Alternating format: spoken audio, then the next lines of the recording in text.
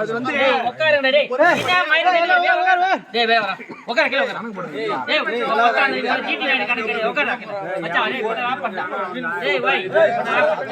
கணக்கு எல்லாம் தெரியுது நீர் போட்டு விடுறதெல்லாம் மட்டும் படிச்சிட முதல்ல கேட்டுக்கோ.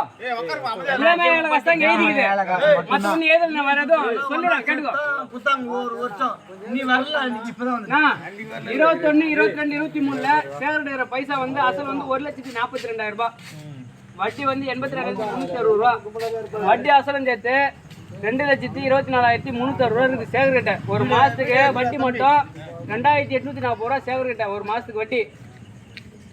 வேலைக்கிட்ட இருக்கிறது 24, அசல் மட்டும் 43,400 ரூபாய், வட்டி 17 மாசத்துக்கு 14,756 ரூபா, ஒரு மாசத்துக்கு வட்டி 868 ரூபாய்.